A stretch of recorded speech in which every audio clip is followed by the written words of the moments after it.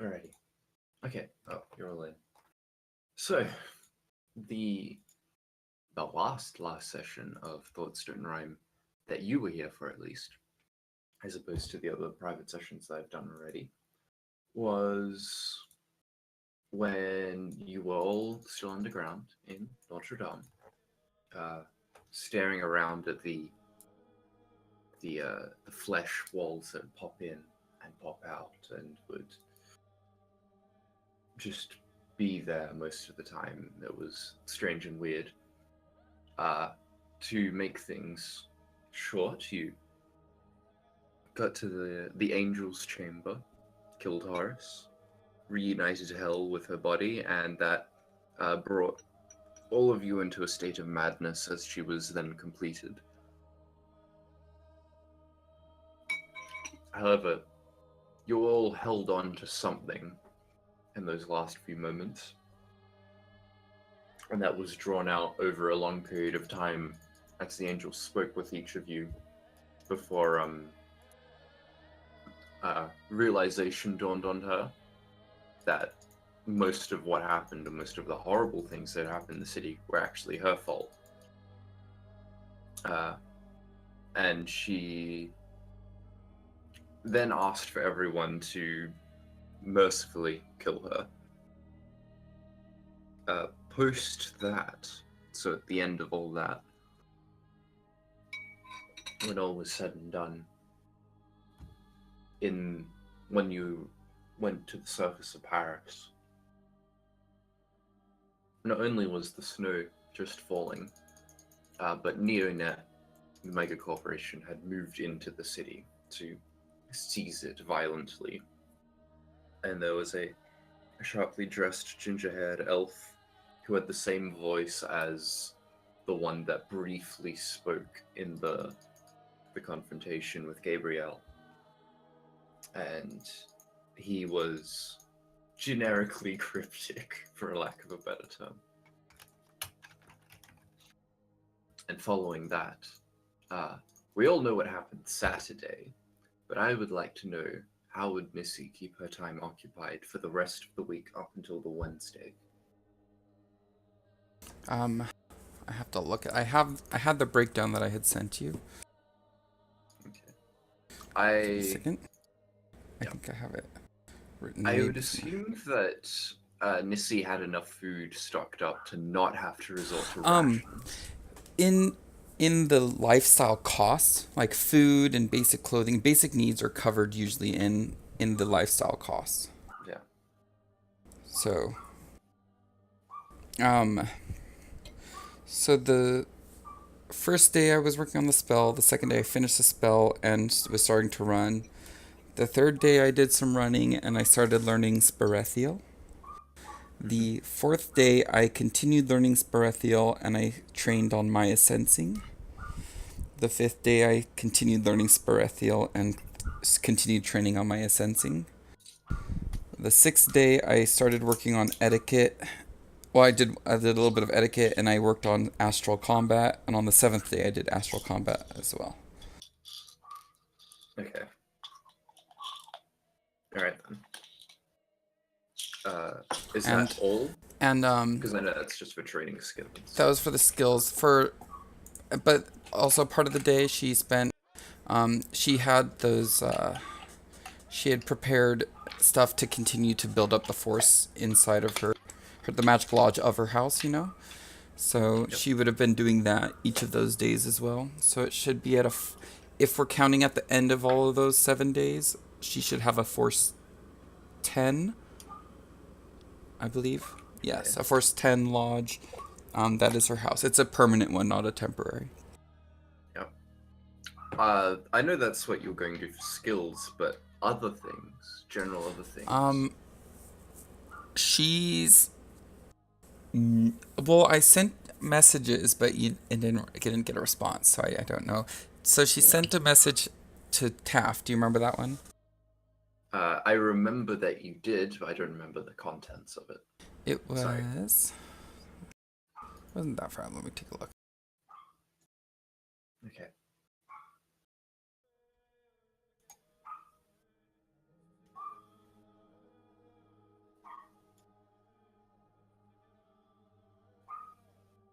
I said, I asked Taff, how are things holding up at the circus?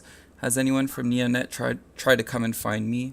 I've been hearing rumors of them rounding up foci and mages, and sometimes when I'm walking along the street, I get weird looks from some soldiers.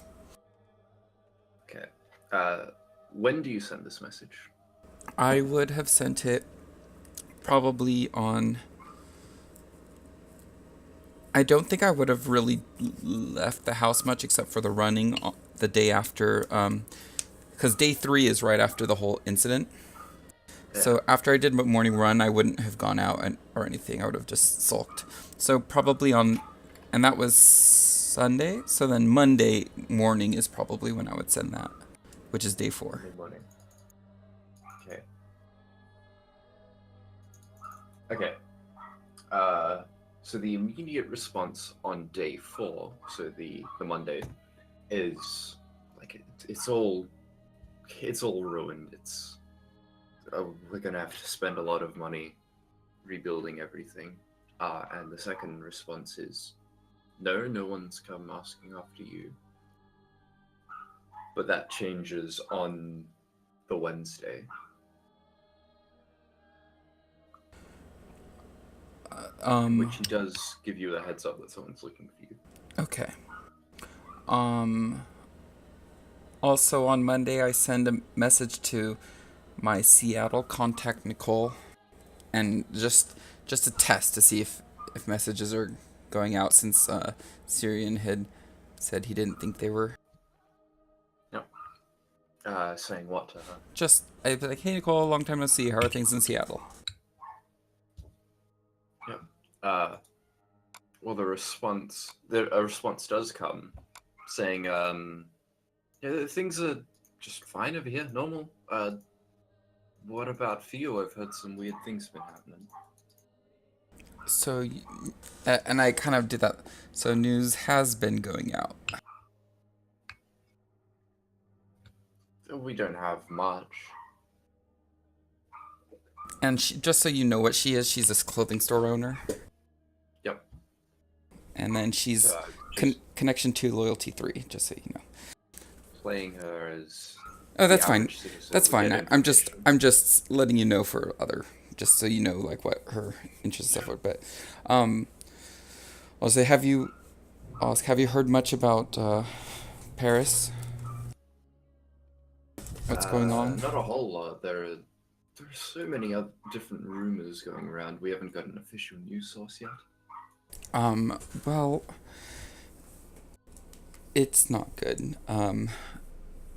There was mass chaos for about a day or two, maybe. And then Neonet came in and they've pretty much quarantined off the entire area. That's... I'm so sorry. I'm not sure how to digest this information. It doesn't sound like something that they would do, truth be told. Well, really. Are you okay, though? Hopefully.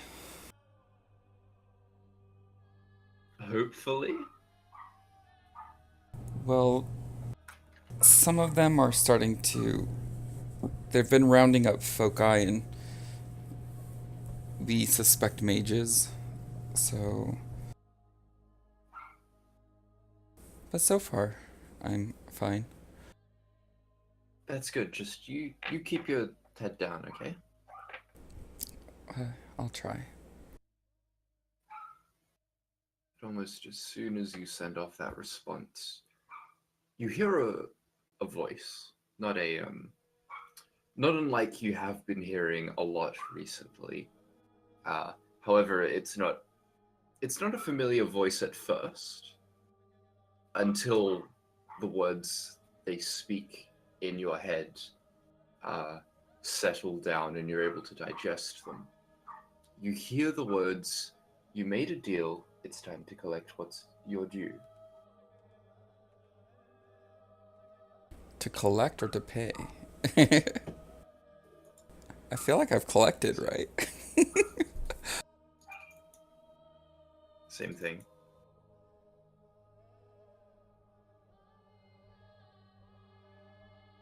But like, there's nothing that accompanies the voice. There's no change in temperature, wind, when your rooms that you're in inside your house.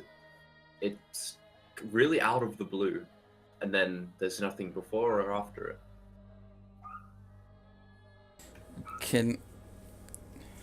Would I know if this is that spell that's like the astral message spell? You can assume there's no evidence to suggest, or no like concrete evidence, unless there's an obvious indicator of the spell. I don't know. Well, I would assume a sensing maybe would be the closest thing.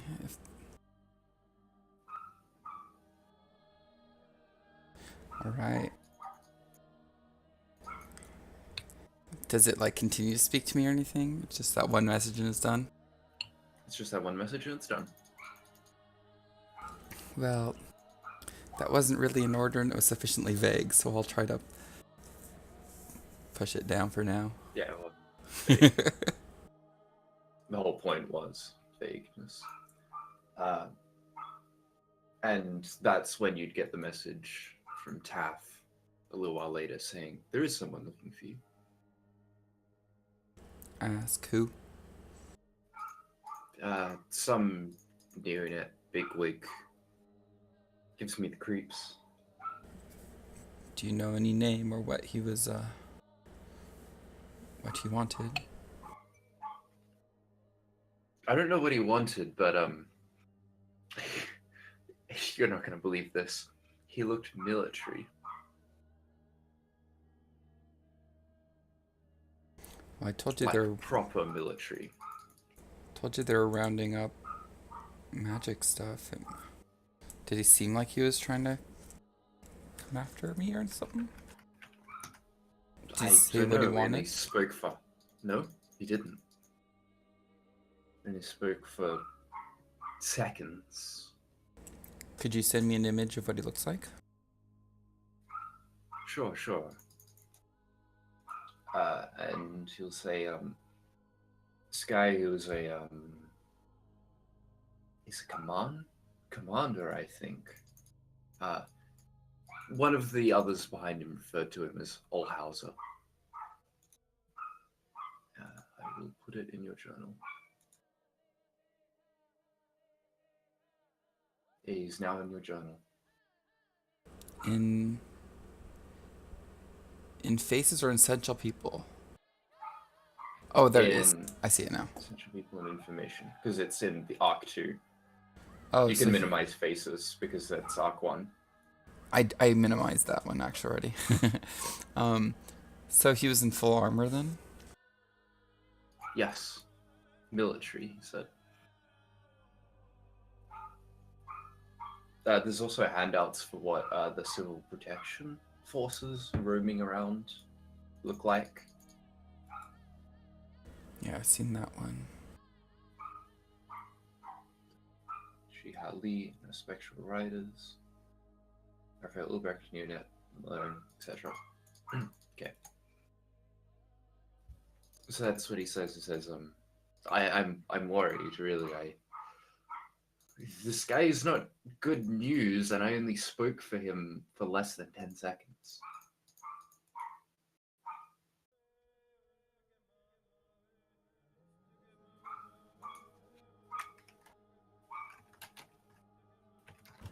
Well, I think I'll probably just have to keep my head down. I didn't tell him anything, if that helps. Thank you. But are you safe? You're hidden, right? Well, I'm at the new place. I've just been leaving it on lockdown unless I need to leave. So, and you know. Yeah, as long as you're safe, okay? I'm worried. I'm really worried. Everything's got me on edge right now. I know. If I find a way to get us out, I'll see if you can come with as well. Okay. And the work comm, so your runner comm, like, well, the channel, it chimes in as a message is about to come through from Adeline via voice, but then it cuts out for you.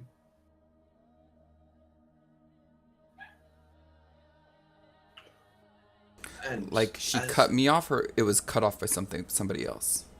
It was cut off by somebody else, like Okay. like jammed. And so my containment system is all still down, right? So it's everything shut. Yeah, everything's in lockdown. Yeah. All right. You still do have a front door, though, don't you? Yeah, but the containment system would shut that down too. Yeah, it's shut down, but there's a door still there. Yeah. That someone could feasibly knock upon.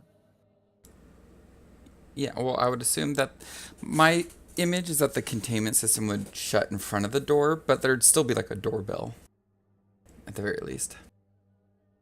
And there are Doorbell rings, there are then. cameras. So I'll look at the camera to see what it sees. How much of a view does it give you outside? Down my front porch, I would assume.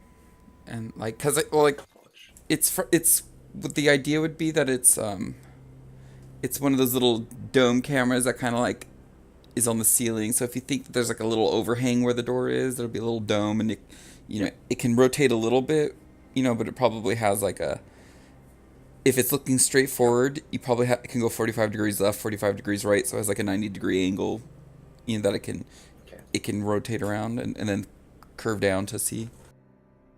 All right. I'm just trying to determine if it'd be able to see out onto the street. Presumably, if it was so like.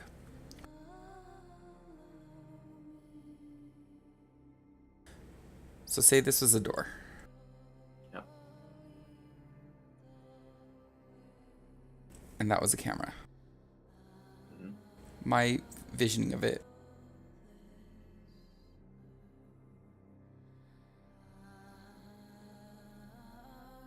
Is that going out into the front yard? It's something like that. So it, Okay.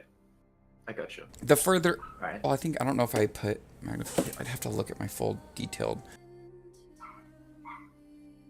Hold on, let me look at my gear. So it has a sensor. It's got a camera that's rating 8, so it's pretty good.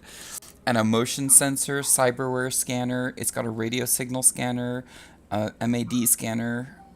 So it'll tell me if they've got weapons on them. If they're standing in the doorway area, it'll tell me if there are weapons or cyberware on them. The radio signal would be a little bit wider than that. There's an olfactory sensor, so if they use any gas or anything like that, it'll smell it. There's a laser rangefinder and a laser microphone, which means that for the laser microphone, even if they're like windows up or something, the laser can still hear what's going on inside of that. Yep. A quick question for you on the cyberware thing. Is it specific enough that it'd be able to identify if there are multiple people who has the cyberware, or if there's just cyberware present? It's up to you. It's a rating 8, which is max rating, so it's a pretty high rating one. I'll roll for it then. I'm sure there's something in there about it in Street Gear. Let's see. Electronic.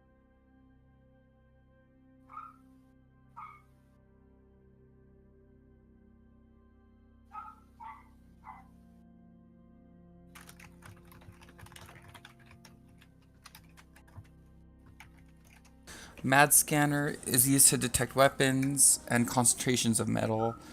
The cyber scanner, this millimeter wave scanner is primarily intended to detect cyber implants that can be used to identify other contraband as well.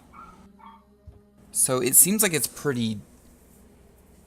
I mean, it's a millimeter wave, so it's pretty detailed, maybe. Okay. So, here's what you see then. Directly in front of the door are 5 people. Only 2 of them seem to be carrying any form of cyberware or advanced weaponry. And those 2 are at the back. 2 neonet civil protection uniforms. The 2 in front of them are presumably neonet employees. The logo's somewhere not in line of sight, but a very, very different design. It looks very, very archaic. Also almost non-functional. They are also in your journal. And the one in front of them... The night one? Was the... Yep. Okay. And then the one in front of them was the image of the commander that Taff sent to you. And he's the one who pressed the doorbell.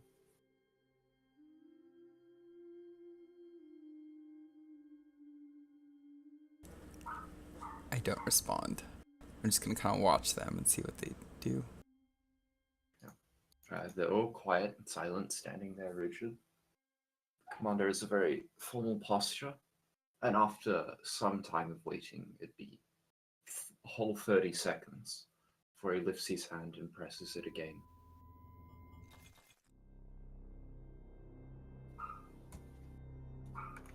Although I guess I wouldn't see them on the camera, that's true, huh? but but I could astrally, like, fly up really high and then kind of out and look at them to see how many there are.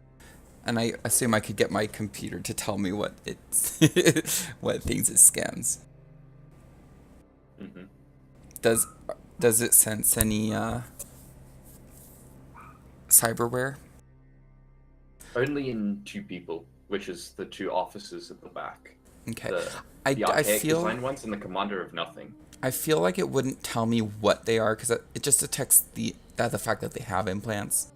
Like I feel like at most it could tell me like where in the body it is or how if it's like a head one or like a leg one or something. Maybe at most, but I'm going to say it will only be able to tell you that if there's only one person standing there, but because it's a group, it's only going to tell you which ones have it. That's fine. So I'm just saying. I was saying at most. That's what I would say. I wouldn't. If you were to start telling me, like, oh, they have this, I'm like, I don't think it would tell me that. Yeah. It's just the civil protection officers. The 2 knights and the commander seem to be completely bare. Yeah. So are you going to do that astral projection thing? No, I was just saying, like, I wouldn't be able to see him unless I did something like that. Yeah. Well, the doorbell is ringing again, then. How long will this continue for? Because He will actually stay there for a whole 5 minutes, every 30 seconds, pressing it. Meticulously, without fail.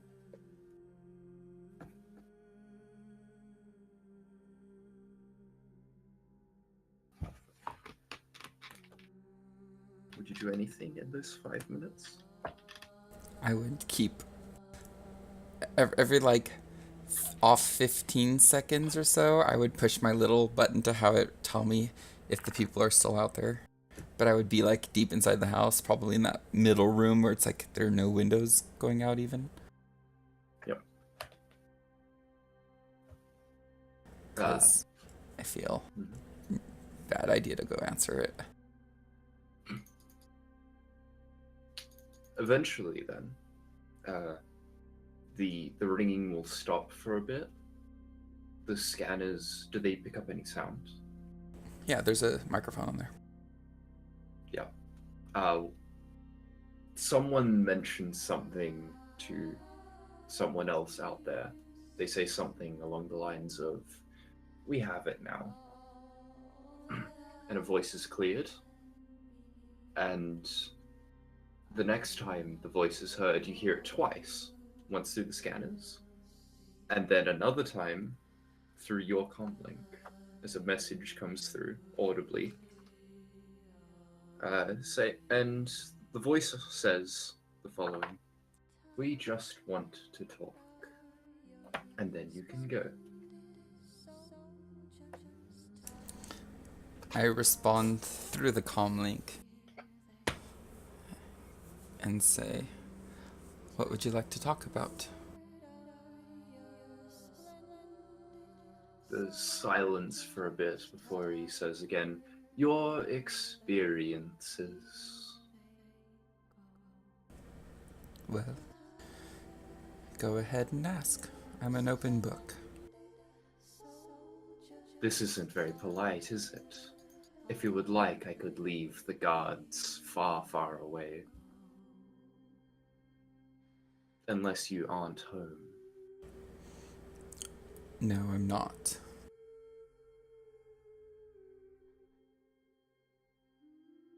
Are you I there right see, now? he says. Yes, I am.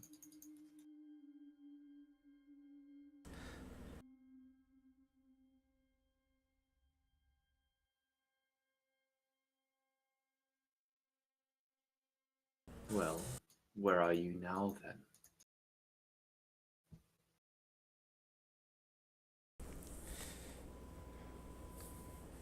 Far enough away that I feel that it would be easier if you just ask me what you want here. That's how you feel. And these questions are far too important to ask over a channel which could feasibly be interrupted, tapped into. I promise it would be civil. You went through some trying times, didn't you? You are technically a criminal, but I'd be willing to overlook that for the information that you have.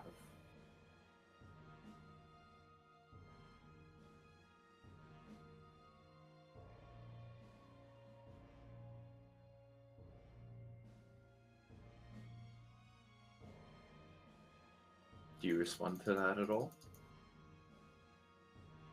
Sorry. So you said information you have or something like that. But right afterwards I accidentally muted my mic and my headset, so it went blank afterwards. I don't know if you said anything Oh. afterwards. What did I say immediately before information you had? Like, oh,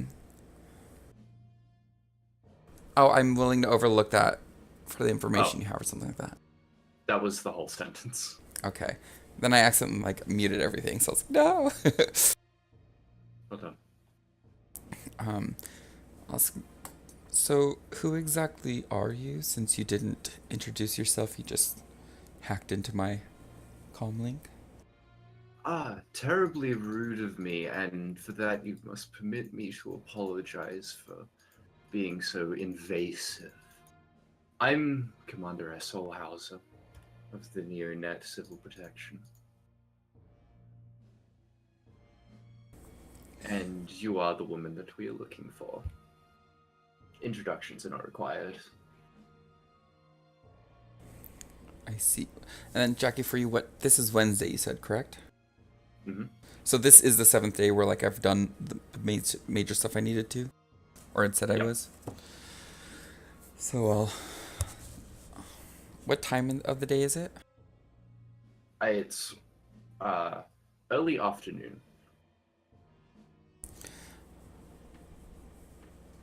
I respond saying, so you have others with you right now? I do, but I may dismiss them. And then forgetting that I can't see a picture even if Taft sends it, I assume he would have described the look for me. Because, Yeah. yeah, smart. It's been a while. It's been. I will ask, are you still in full armor? I am. He doesn't question how you know this. That makes me a bit uncomfortable, if you understand. Could I ask you to come by when I'm home? Maybe in an hour or so, but in maybe cloth uniform as opposed to metal? That wouldn't be advisable. I haven't. He pauses for a moment. Disfigurement. You won't have to worry. If you insist. And as he says, if you insist, you were spoken to again by another voice. So many voices today, and for that I apologize. But it's not the same as the one that gave that weird message at the start of the day, and it's not his voice either. And you can't quite make out who it belongs to, but it's scathing and brief, and it says, "Stop being so polite." And after that, it stops.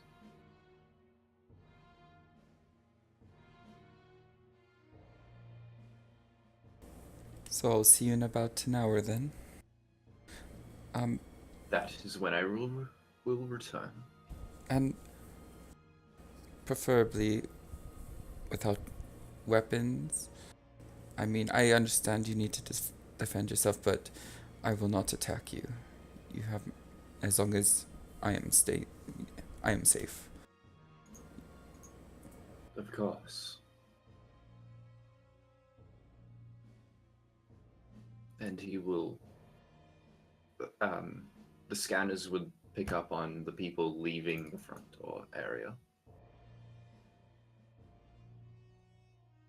All right.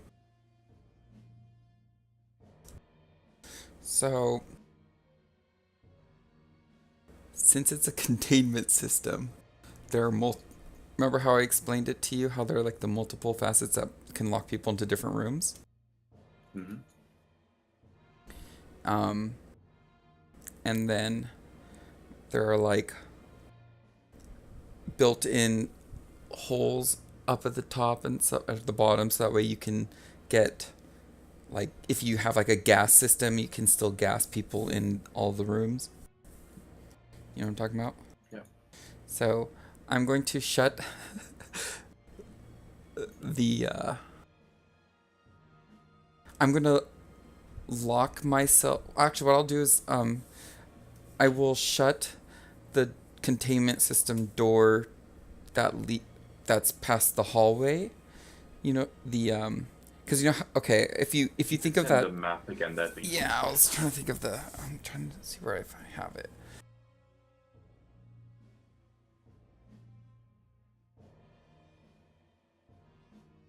Picture.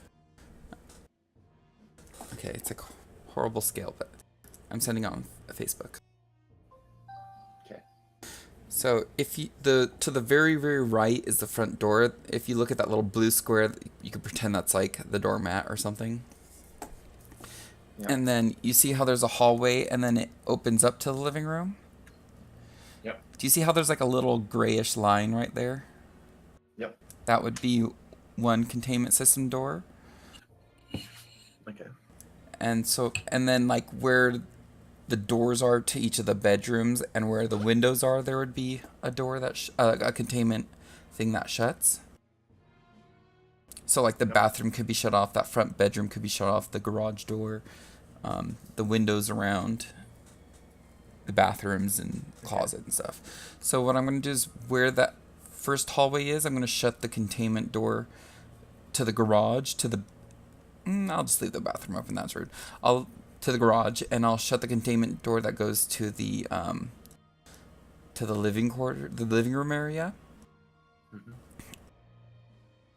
I will leave the bedroom and bathroom doors open all the way, so that way it can walk in. I will go inside all the way to that room in the middle, you know, where it's kind of sectioned off, and I will shut myself with the containment door inside of it, and I will astrally project and go visible when it's time for him to come, so that and raise up just the front door so that way he can come in, and then he'll just be. Then I can like lead him into the bedroom if he wants. He can sit in there on the bed or something like that. But okay. That way there are still two containment doors between us, and I'm in my astral form but visible on the physical plane. Okay, gotcha. Understood. So you're going to wait there until it's time for him to return. Yeah. Uh, I'll prepare Scanners that. don't pick up. I'll maybe like be nice and like have a little like a glass of water ready on the dresser and like something like that, you know, like a little snack or something that I can offer him. But I'll just, you know, like gesture towards it rather than actually, um, you know, hand it to him because I won't be able to. Yep. So the man will come in winter uniform because it's cold outside right now. And he will stand there in the entry hall looking at uh, the scanners don't pick up any weapons on him, but he will look at the containment door curiously. I'll be like standing just inside, like where the containment door would be. I'll have my back to it, quote unquote. So I'm right next to the door to the bedroom, and I'll motion towards it, and I'll be like, after you. How cute, he says, and he will walk in. So because you're astral projecting, you can like physically see him, right? I don't know, can I? So you can see things on the physical plane, like physically and astrally, because when you're astrally perceiving. Yeah, I don't know. Does it? But that's up to you. Would I be able to physically see while I'm astrally projecting and in the physical plane? Projecting. Well, on the physical plane, I'd say. For now, I'll say yes, but that could change because I don't want to look up the rules right now and hold things up. I mean, at the very least, I can see astrally, like his aura and stuff, and that's partially why I didn't want him covered in metal because I didn't know if his aura would shine through. So. Yep. Well, his aura looks. What do I say? Normal? Okay. Question mark. Like, there's no. He's not obviously a mage, and he also has no cyberware that is inflicting it. So it's like in that average, normal middle ground. Yeah, generally they have like auras. If they've got, you know, some sort of cyberware, bioware, then that part tends to look gray and dull and dead, kind of. Yeah. This guy, even though he has a calm demeanor, but his aura is a bit fiery and I would alive. like to sense him. Go for it.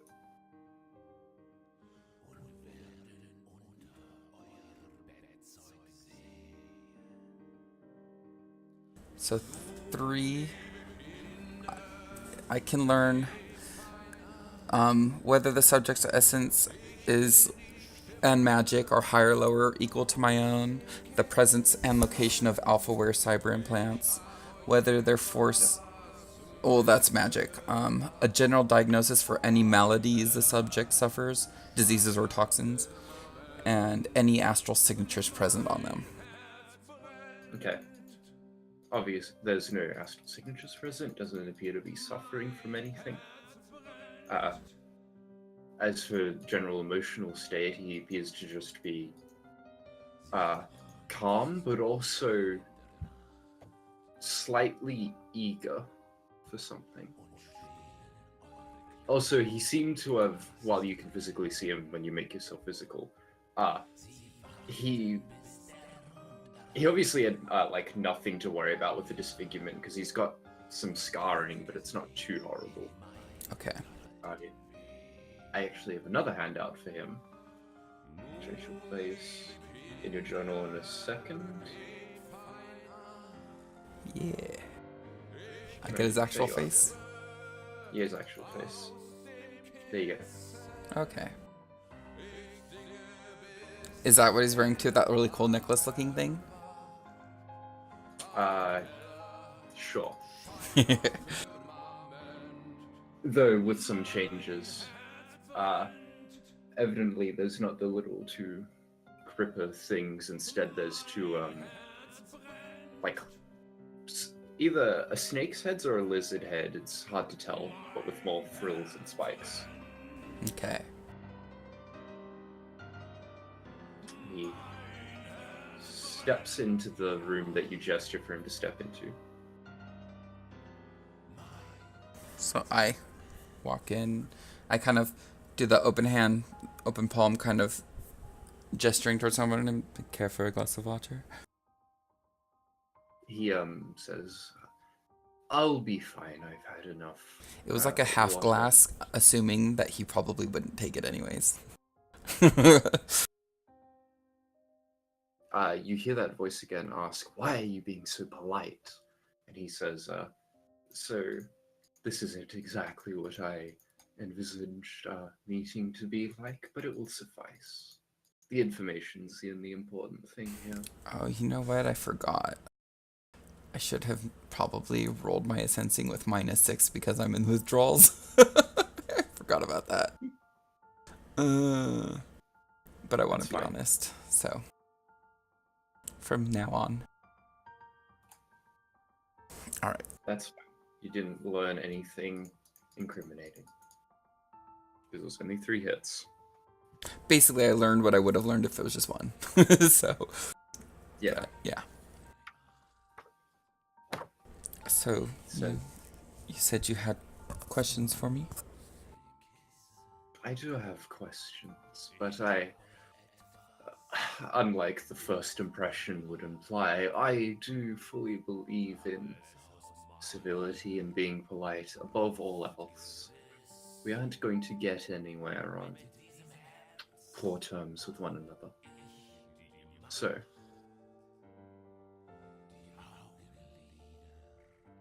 I thank you for welcoming me into this home of yours, he says with a unreadable expression. He says after that, "Would you mind telling me a little bit about yourself in return for a little bit about me before we begin?" What would you like to know?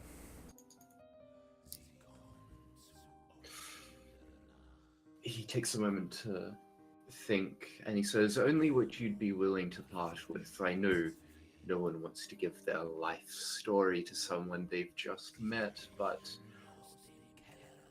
anything to make this a more hospitable exchanging of words."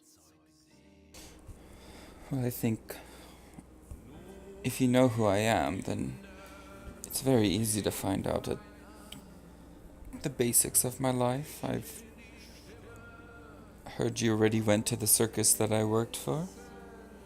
Yes? He nods. Well, you would know then, probably, I assume, that my parents were part of the circus. My dad died in an accident. My mom, well, killed herself. His face takes on a vaguely sympathetic expression, but it's ruined by his grizzled features. Unfortunately, my life isn't so great as to bring comfort to anything. No one's in this city is comfortable or great right now. I'm sure you can appreciate that fact, if not merely acknowledge it. Yes. Now, to help you get somewhat acquainted, and as he starts to speak, the voice cuts in again saying, "Stop it! What are you doing? Just stop!" And when the voice ends, he's finished his sentence and he's looking at you saying, "Miss?" Could I replay it with my comm? You may. Okay, Your physical body is not oh able yes, to. I forgot. I don't have the comm on. Yeah. I'll rub my head for a second. I'm sorry. had some headaches recently. Could you repeat that? I know it's terribly rude of me. Oh no, not to worry. I'm sure everyone in this city is experiencing some form of trauma at the very least. Yes, I'm sure you already know my name as well. Uh, I'm Commander S. Olhauser of the Neonet Civil Protection. And it is my job to ensure the safety of those under Neonet supervision. The, the beginning and end of executive decisions are mine. The responsibility is mine to bear, and it is I who ensures that things happen in times of a crisis, such as now. I kind of nod my head in this acknowledgement. Would you mind if You I can ask appreciate what that. the S stands for? What the S stands for? I'm afraid that I haven't quite told anyone in years, and it's a bit close to the heart. I'm sure you can appreciate some personal secrets. Of course. You can just call me Olhauser, though. He will then say, is there a... Actually, let me look at that map again. There's no chair in the bedroom, right? No, I would most. I mean, I could have brought one over. There are plenty of chairs in the house. Yeah. Would you have done that, though? Probably, because it's awkward to sit on the bed. Like, it's this sort of a formal thing. He So will sit on one of these chairs, then. I would bring one that I could sit in facing him, you know, as well, and pretend sit in it, basically. He would speak then, saying, now, if you wouldn't mind, I would like, from your perspective, the events of not only just the past 2 weeks in this city.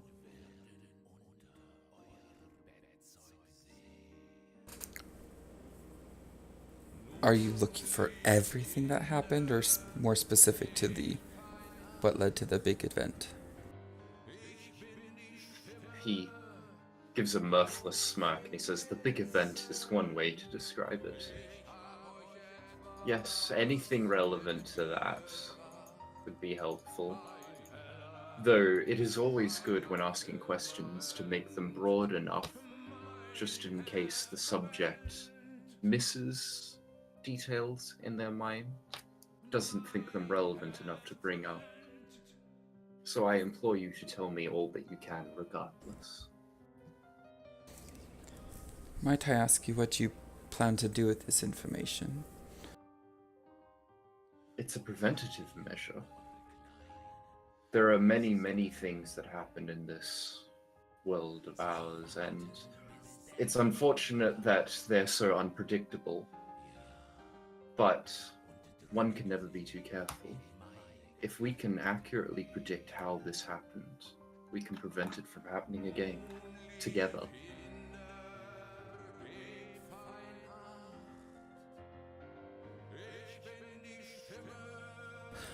So I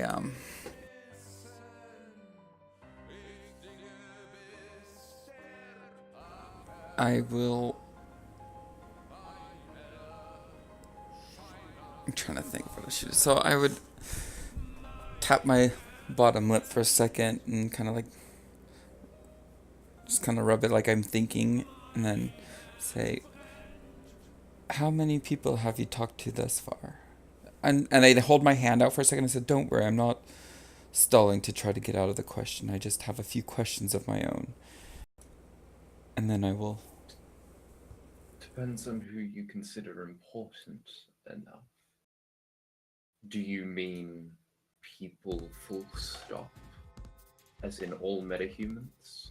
No. Or do you mean The only ones- your fellows? How many have you specifically sought out yourself to talk to? You were the first.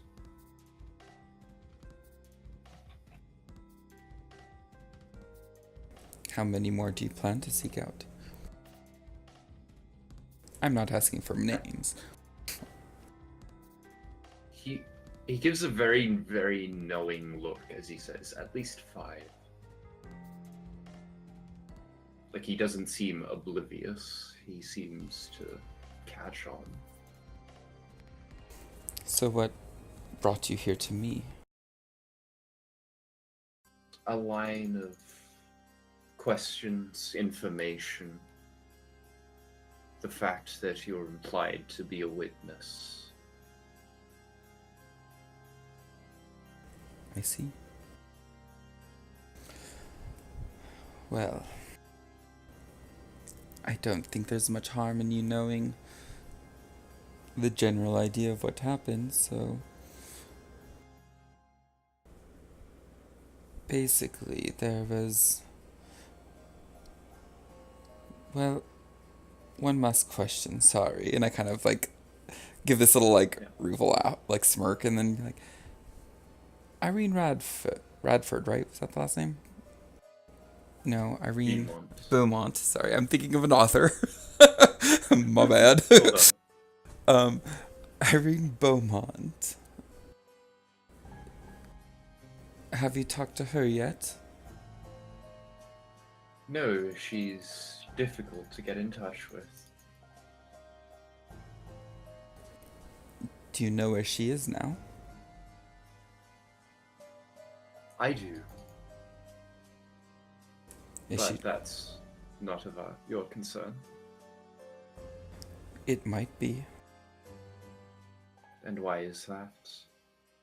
Because I may have directly foiled a few things of hers. To punctuate your sentence, you get another cut in from that scathing voicing. What are you doing? Why are you doing this? Is this Irene? Why? Is this Irene who's speaking to me? Doesn't sound like Irene. Oh. And it's definitely in your head, so not over a comm link. Okay. It's directly to you. In my head, I try responding, who is this? It comes with like, you know who. Now tell me why. And Olhauser speaks on before you can get the chance to sub-vocalize a response saying, foiled a few things. Then what does that have to do with me telling you where she is? And do I not recognize this voice at all that's in my head? You don't yet. It seems muffled, a bit distant. It's feminine, obviously. Well, let's go to where any good story starts, which is at the beginning. And I kind of lean back a little bit and just like, well, we were hired on a job originally because there were some people who thought that Muse was very destructive and wanted to get it off the streets. They wanted to find out the actual memory that the BTL was created off of. And through our searches, we found that it seemed Irene had connections with certain other people, like Horace Brodeur, who were creating Muse and distributing it throughout the city. He leans forward slightly, paying attention. And then at that point I ask, and how much of this did you already know? Not all of it.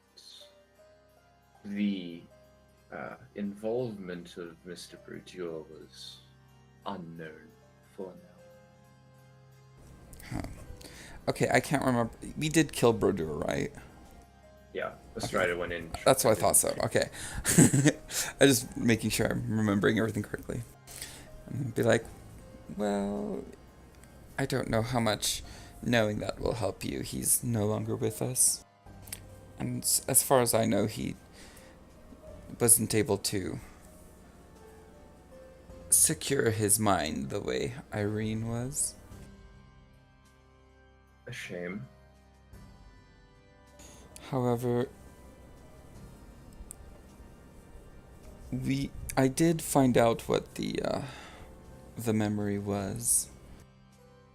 And what was it, he says? Not something you can handle. Not something that I can handle. Not something anyone should be able to handle. Which is why Muse was so bad. The actual Muse that was distributed throughout the city was generally a diluted version of the memory. Only traces of it, just enough to give people that sense of euphoria, but not enough to turn them insane the way that Irene and Horace were. But they did have unfiltered versions that they gave to people like, have you heard of the doctor? The one who killed his patient? Ulysses Rue, he says, almost without missing a beat. Yes, that is the effect of the the unfiltered Muse. Do you still wish to hear the whole?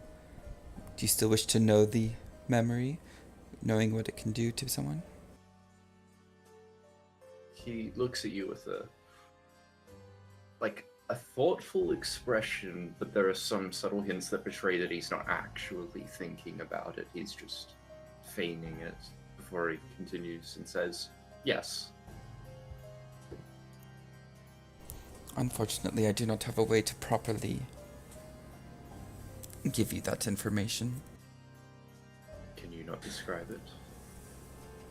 I can give you a vague idea of what it was. It was an entity, a being that they saw that existed in all three of the major planes. The material, the astral, and the matrix. He nods his head along. Now I cannot speak for the matrix persona, but the astral was like looking into the sun, beyond what anything should ever be. And as you say that bit, at least, that voice cuts in again, saying, why are you talking to him? You don't do this. That's not what you're good for. You kill. And then you hear Olhauser speak again, saying, are you okay? I speak back to it again, and I like just kind of like I do that like one hand massaging the temple kind of thing, and while I do that, it's kind of covering my mouth, and but I guess I don't really have to vocalize since it's in my head, and I just in my head I ask, who are you? It doesn't get the chance to respond as Olhauser speak again, saying, are you all right? Yes. Is dragging up this memory too much for you? No, I'll be fine.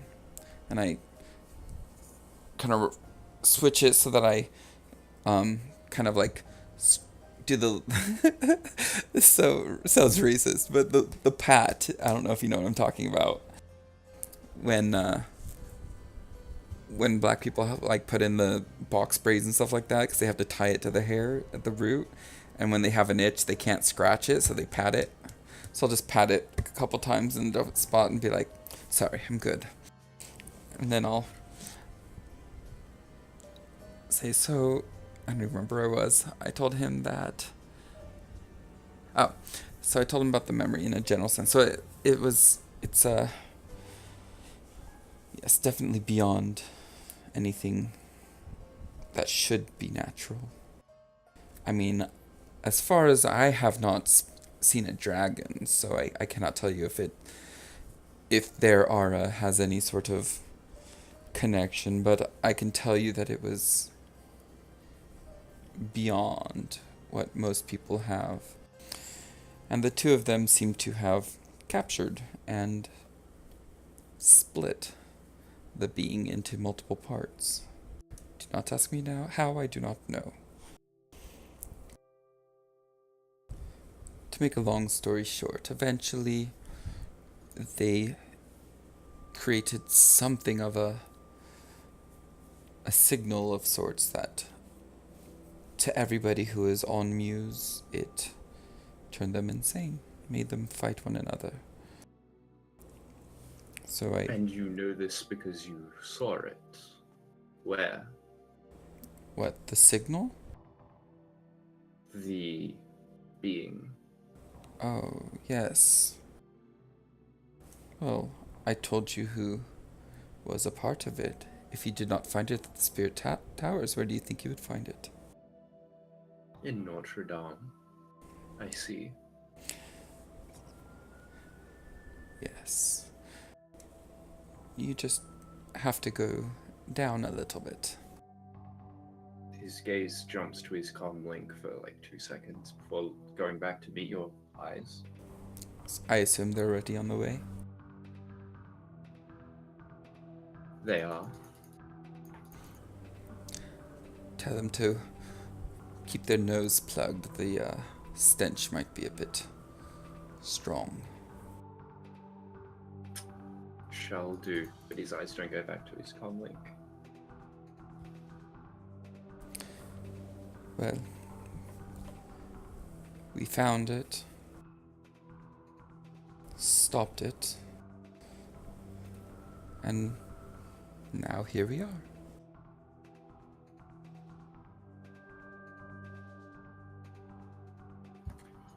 I see. And how did you stop it? What happened when you found it? Did it speak at all? Did it do anything? What did it look like? It looked like a girl. Was her body? Did her body remain there after Count to 10 shot it? Yeah, it did. At least, like, in the instances afterwards, it did. Like, so we all left and she was just lying there, right? Yeah. Like, your men will find her. They can send you a picture. Unfortunately, I cannot tell you much about her visual appearance. That's understandable. It's easier to see. Also quite unfortunate. Well, Horace and Irene thought that she was an angel. Both his eyebrows go up at this. An angel? Yes. I see. Are you a holy man? Do you believe in angels? Do I? He takes a pause before saying, no, of course not. Of course.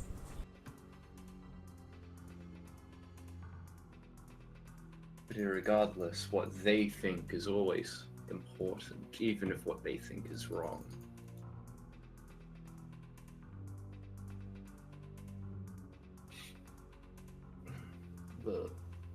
The voice cuts in again and says, what are you doing? Aren't you going to kill him?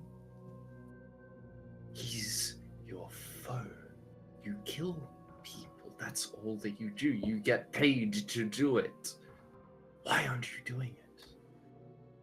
And then he'll continue speaking, saying, is there anything else that you can tell me about what happened, about what you know?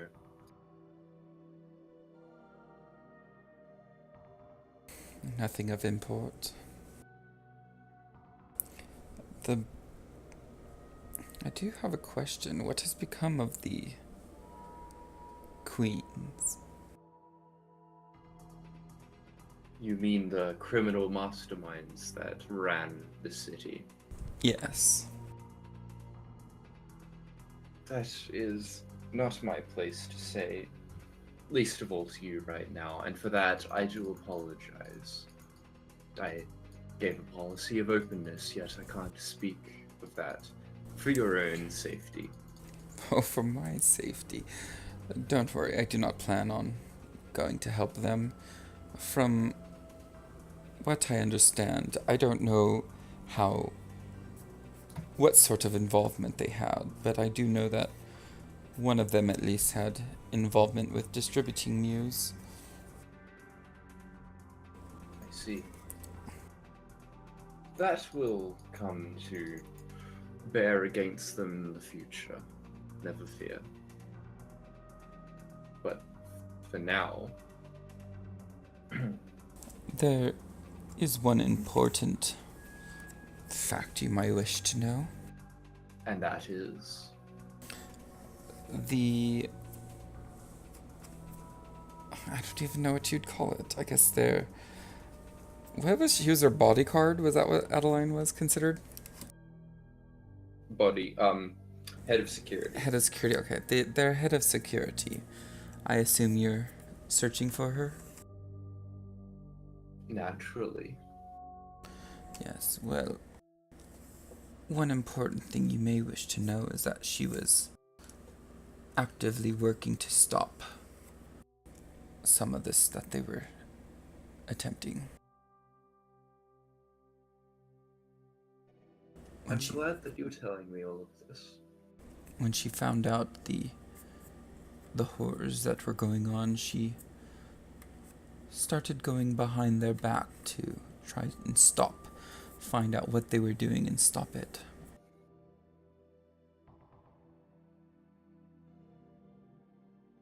That voice cuts in again, saying, at this time it's infinitely clearer. If you won't do it, then I will, darling. I already figured that was... I already figured that's who it was, but after a little bit, but I was waiting for it. Because Nissy wouldn't know. Yeah. And you feel... It's like having a hook sunk into your flesh, but it's deeper than that. It goes deeper than the flesh. Right to the center of who you are, to you. And it begins to tug something out, and it's painful. The pain it's blinding. I assume I cry out in pain? Once, and then when your eyes open again, you aren't exactly looking at the room with Olhauser in it, and you aren't looking at the room where you left your physical body. In fact, where you are is somewhere, for a lack of a better term, it's like a steel hallway, but wrong. It's twisted in ways that metal shouldn't be twisted. There's glass with fluids that run along the floor, and the hallway splits off into a fork head.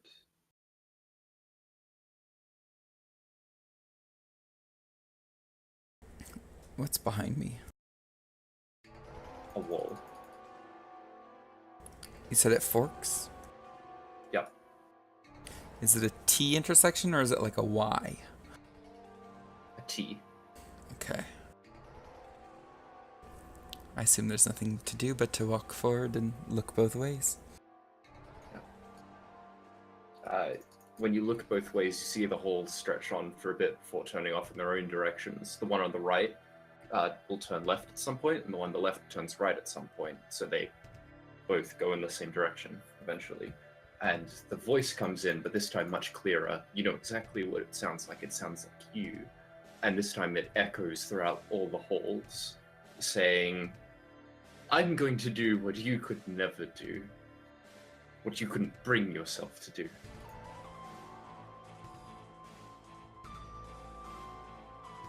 I go left and start running. Yep. You come to a large chamber as the voice speaks again, saying, and now I have you here, trapped. Well, not trapped, but right where I want you. You know you can leave at any time, right?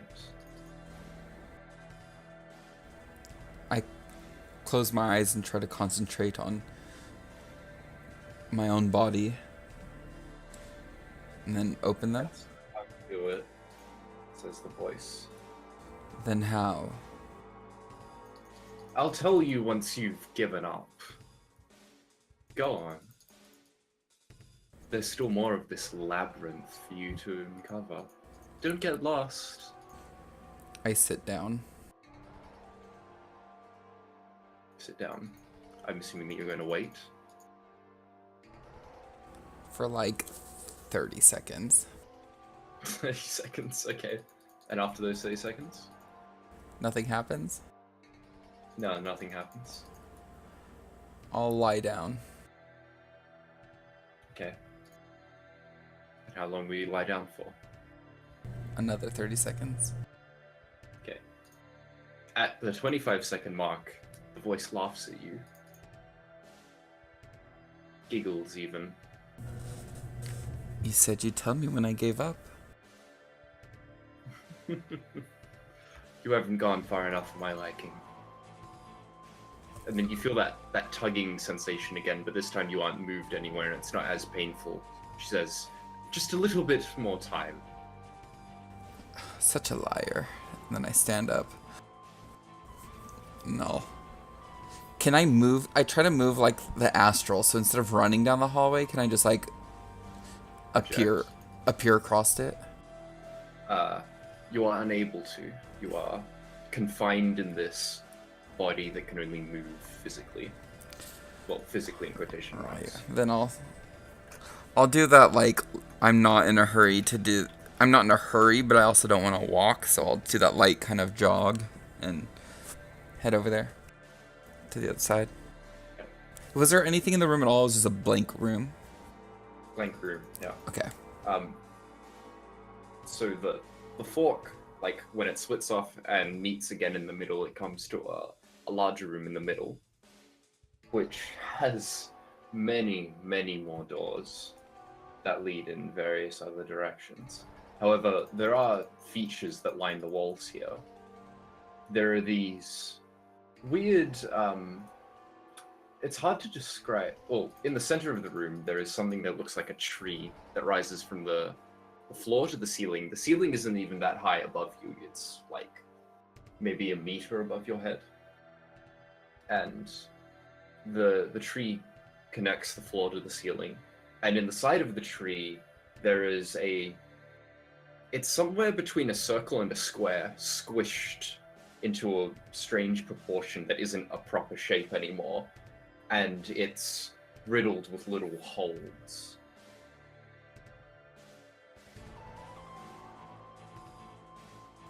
And in these holes you see, in each of them, blinking eyes that stare back at you and glow. That's lovely. So you said there are a ton of doors? There are a ton of doors. To be exact, there are 6. Each of them on the north wall, or north, as far as you know. Can I just like... Oh, well, I guess I can't necessarily just... Can I see if I can cast a spell? Like, I don't really want to do anything, just cast something and see if anything happens at all.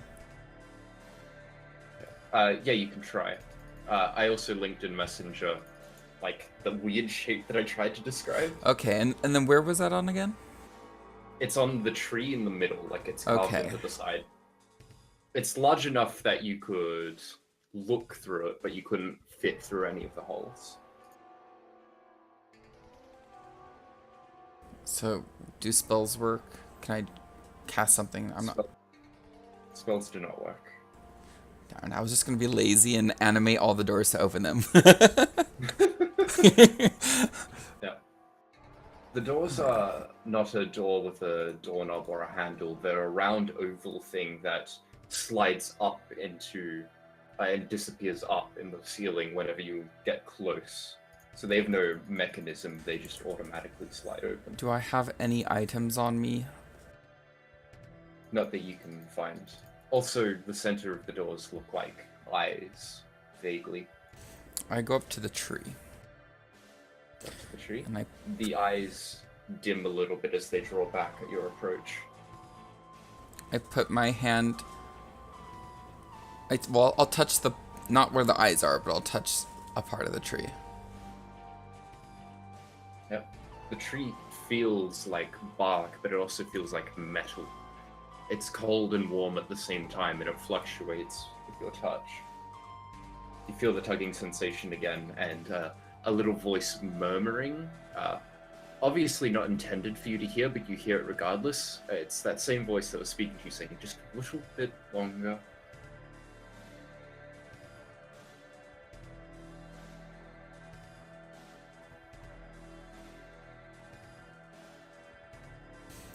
Can I try to astral combat the tree?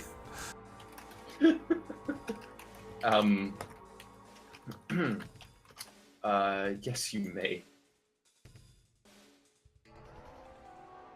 Okay, so I'll do it properly with my -6. That's awesome. Well, I didn't glitch, so that's nice. Cause cause like it's a mental thing. So since the drug addiction you said was mental, right? Yeah. And so I think anything mental I have -6 on while I'm fiending for it. Yeah. Anything mental. I'll just try punching it again. Astral punching it again. Oh, boom! Okay. Almost a glitch. You hit the tree and it dings like metal. But it's actually, there's a effect, does it have an astral presence in? Is this astral, does it seem? Everything is astral, it seems. Okay.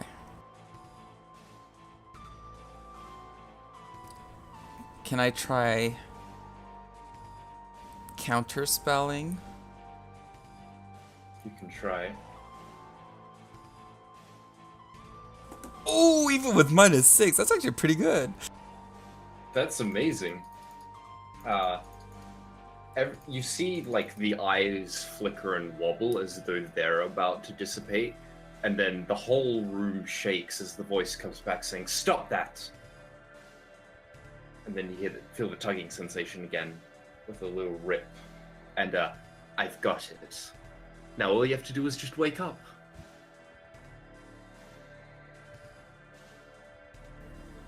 I close and then open my eyes. You're trying to wake up, as Yeah. if from a dream. And you will come back into your physical astral projection in the room with Allhauser. But things are a bit different than when you left. For one, you aren't the only people in the room now. There's a third person in the room standing there. I have a handout for them. Putting them in your handouts now as question mark, question mark, question mark. Oh. I wonder who that is. Yeah, I don't know. And she's physically standing there. But she's not standing still. She's currently in the middle of bursting out into a sprint and running away. And Allhauser will stand up. Can I try to stop her? Yes, you may try. What can I do? Allhauser is calmly standing up. What can I do to stop her? Whatever you think will work. He seems to have recognized, like, seen her as well. I'll cast Influence with the command freeze at a force. I need to go high. I'll do it at a force 12. Yeah. Another thing to note is when you feel this separation, everything that was given to you by Lee is taken away, including blindness and the addiction. Oh, but that including my magic and initiation. Yeah. The money is still there. Don't worry. But the stat increases were stolen, for lack of a better term, by Epiphany. I'm gonna have to Who's find all standing of there this running away. because a lot of it Yeah. is all over the place. Should have written it in bonuses. Well, you didn't tell me to write in bonuses. It's a bonus section, like right there. But it wasn't. But it was a perma increase. Supposed to be. It's supposed to be. It's so fine. You can take your time. Okay, so then I don't have -6 then, right? Yeah, you don't have -6. You're back to normal dice pool, but you don't have your buffs either. So you've lost your buffs, but you've also lost your big debuff. So you're back to the middle ground. So I don't have Mob Mind and Chaotic World either. Nope.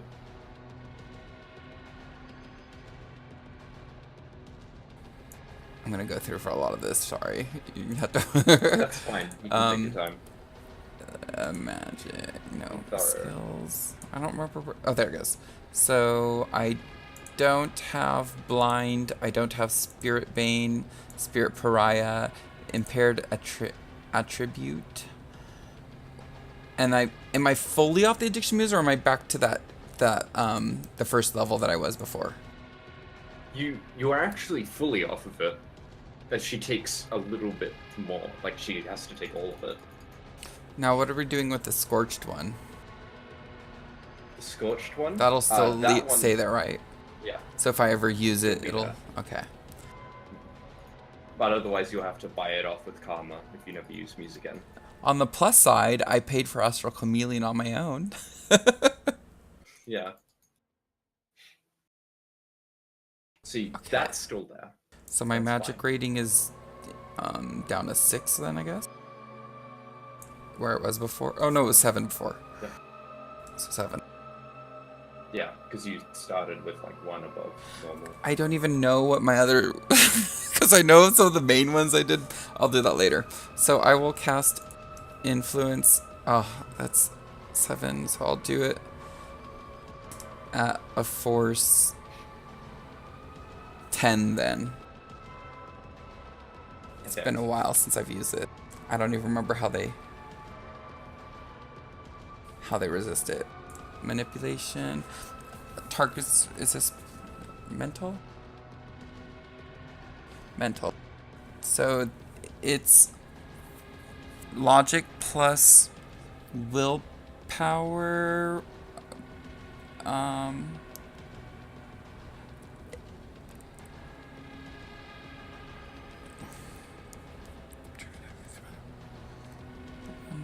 Magic's hard. Yeah, I'm just trying to remember if this one has like the minus pool on it for. I know like, Mob Mind did, but I don't know if this one does.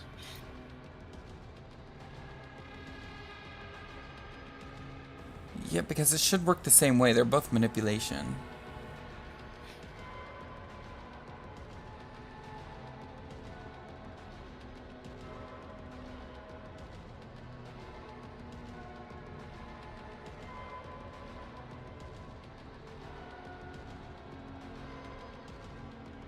Are you sure it was that one, or was it the Chaotic World one? No. Mob Mind definitely had the negative equal to the force. Okay, then that... I guess that's what this would do too? Because this is the same. Like, overall... Doohickety dog. As in manipulation. Yeah. Well, let me see. Well, it says it's... Target resists these spells with logic plus will. Keep track of your net hits as they determine how long. When the spell's sustained, target takes complex action on the turn. Okay. While the spell's sustained, target may take a complex action on their turn to resist by making a logic plus willpower test with a dice pool penalty equal to the spell's force. Every net hits the target gets reduces the caster's net hit by 1.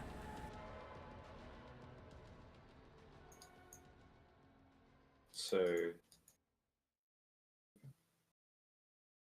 Sorry, what was that? Could you repeat? So what it looks like now when I'm reading this in detail, it looks like there's no dice pull penalty to the casting. So they just straight up resist it with logic willpower. But once it's gotten its grips on, then there's a dice pull penalty to them trying to roll to use a complex action to roll out of it, you know? Okay. Does that make sense? Yeah, that makes sense. So the initial one is they roll normally. They roll number, yeah. So I'm going to influence her to stop. I'll do a force.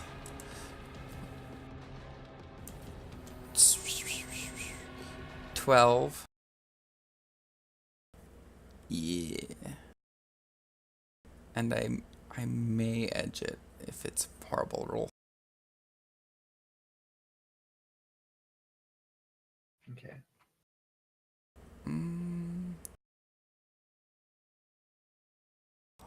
I'll edge it.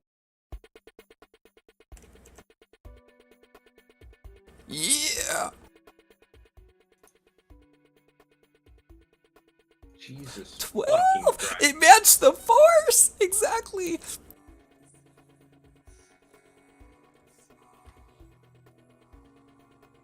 Jesus fucking Christ. Okay. Well, question mark, question mark, question mark. Halts in her tracks. Allhauser looks at you and says, Thank you for giving me exactly what I wanted, and walks up to it. What's he do to it? He removes a pair of shackles from the pocket, and as soon as we won't beat around the bush anymore. As soon as Epiphany sees it, all her expression turns to one of fear. Like, I don't want to go back in those shackles again, she screams. Don't put me back in those shackles, and she starts to bolt again. And he shakes his head and he sighs. She breaks out of it? Mm-hmm. Wait, what was the net success? Because it's like minutes or something per net success. I know, don't worry. I was going to try to... Become small child. Is there a way that I can try to siphon from her? Siphon from her? Yes. my prizes. What? Not that you're aware of. That require experimentation.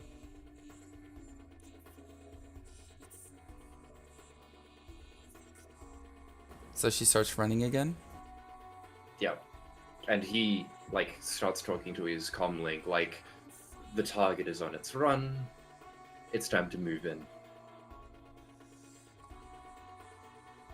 And he lets it go before turning on you with shackles still in hand and says, It's time that you came in too. The real questioning begins now.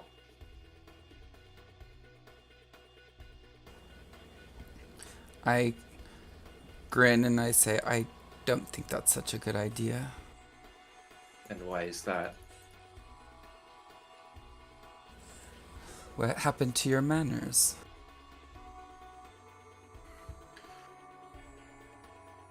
He cocks his head slightly and says, oldest trick in the book for getting exactly what we wanted. I already know all I need to know about that being it was her that I wanted, as he points his head out at where Epiphany just left.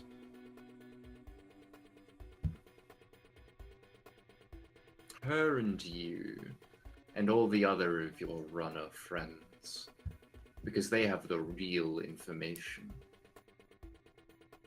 You don't know anything compared to what she knows.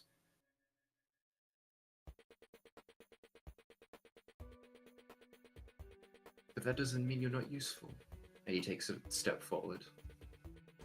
I take if you would only comply. I take a step back, but one that's kind of mixed with astral, so it's like it looks like a step, but it's more like 3. You know what I mean? Okay. Yeah. It's like a leap back. I want it to be slightly disorienting, so I want it to look like I took a single step back, but Yeah. then I'm like 3 steps back. Well, he looks at that, picking up on this little discrepancy, and says, "Ah, that's a shame. I expected more." Oh, you mean you expected to double cross me and be able to get away with it? I always get away with what I aim to get away with. I have yet to fail.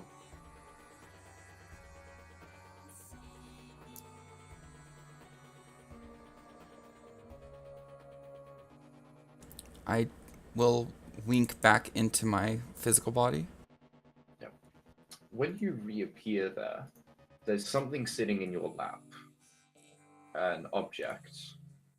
Uh, it's strange. It kind of functions like a three-dimensional optical illusion. It's all twisted metal bars and straight lines. Having a hard time actually describing it, so I'm gonna put vaguely what it looks like in Messenger again. It's about the size of a small box, and it fits between both of your hands.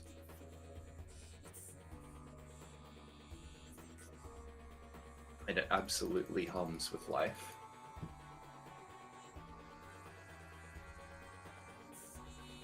Is it like it's a physical thing on me, or is it coming out of something? It's a physical thing. It's just sitting in your lap. It's not attached to anything. It's on its own.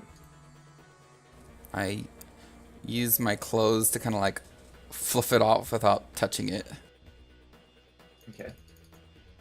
It'll hit the ground with a soft thud. I will look at my camera and what is the guy doing? He's staying in that room, but there are footsteps of people coming inside as well. Sound of more people. All the sensors are going off, weapons, cyberware, etc. Not a whole lot of people, only 2. Do you have a camera that can view the containment door? The one that you blocked to the main living room? Personally, I would have put cameras on the inside of the house in the main areas, but not inside the rooms, because that's kind of... Actually, there probably would have been one in here, because it was meant to be like a containment room if we had like a a prisoner or something. Well, if you can see the containment door, one of them is running up to it. So there are 2 just... Can I tell where they were able to get in through? They were running up to... Sorry, they're running up to the front door. So they're not in yet. They're at the front door. And the front door is on lockdown, right? I will shut... Well, now that I'm back in my physical body, I would lock down that front door, lock down the bedroom door and the bathroom door as well. Yep. You hear them shout, "Stand back from the door, sir," as one of them removes a small satchel from a pack. I'm going to open up my door, the one that I'm in. I'm in that middle room, right? And then I'm going to open up. There's that. Ooh, moved it. There's the window right across from it. Yeah. Do you see it? I will. Yep. I will look through the little hole that's there to see if I can see if anybody out there. Yep. There's nobody out there, right? Oh, roll perception.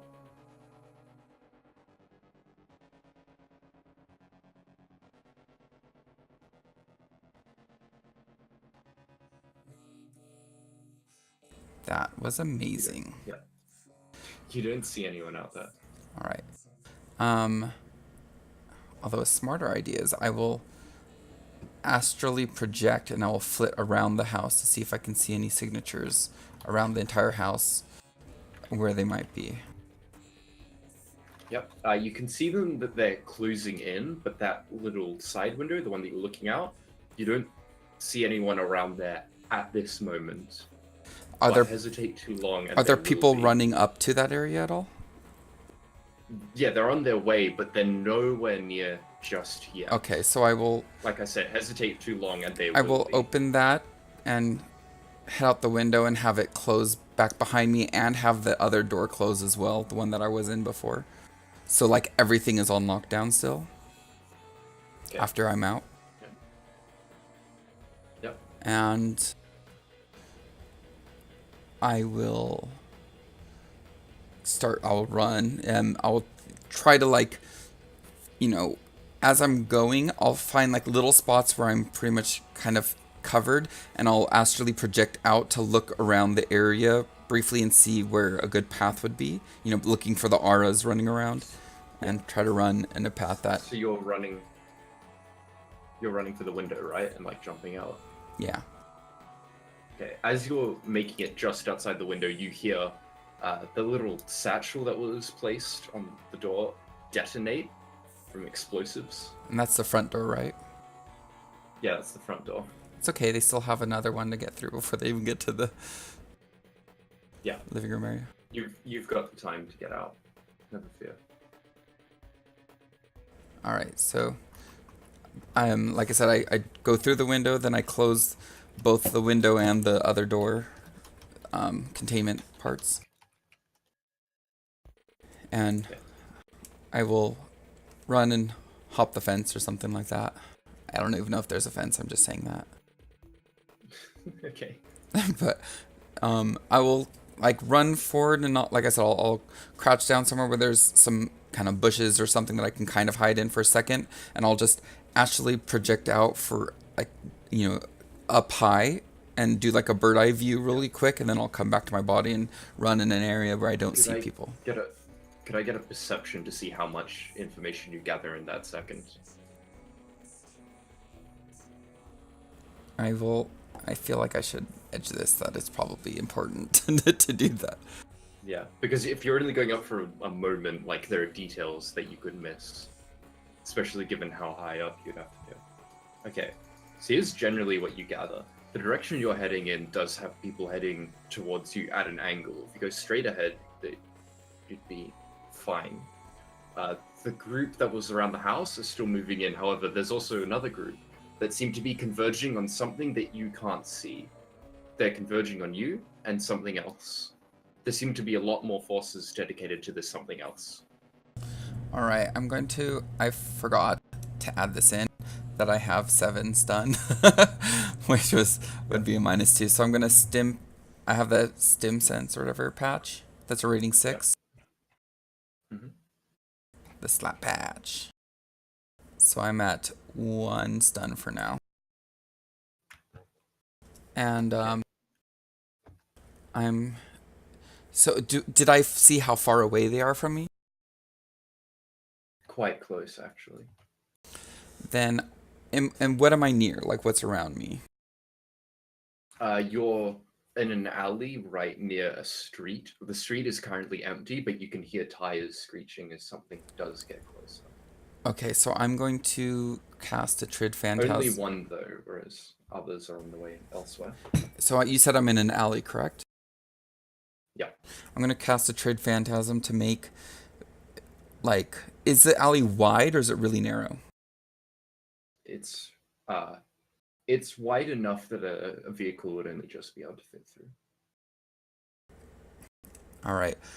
I'm going to... I'm going to Trid Phantasm a dumpster in the middle of this alley. Okay. Blocking you from line of sight? Or... Yeah, well, they'll believe it's, the idea is it's all multisensory, so even if they walk up, they believe if they don't, aren't able to... But you've got the dumpster between the end of the alley and you, so like if they looked in, they'd see the dumpster and then you're behind it. Right now, I'm going to be inside the dumpster in case something runs from the other side as well. So that way I'm literally covered from both sides, for now, and then we'll see what happens, and stuff. I'm gonna cast it. I'm trying to think of what I wanted to cast it at. It's gonna take a lot of. I can't take more than 8 drain. If I think I know 9 drain, I think I would get knocked out. Let me see. I'm at 1, 10. Yeah. No, I have 10 drain I can take. Okay. Yeah. I will cast Your it. comms are still being jammed right now. That's fine. Let's see how illusion spells work. So they physical illusion resisted by intuition plus logic. Non-living devices resist with their object resistance. If it's not completely resisted, they're fully affected by the illusion. Since it's multi-sense, it affects all senses. So, yeah. I will do a force. I feel like, well, I guess there's not much point in doing higher than a 4-7 on this. So I'll do a 4-7 and I'll edge if it's not a good roll. Alright.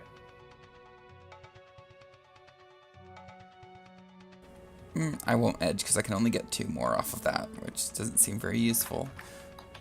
Though I'm going to edge the drain because I will knock out if I don't do that.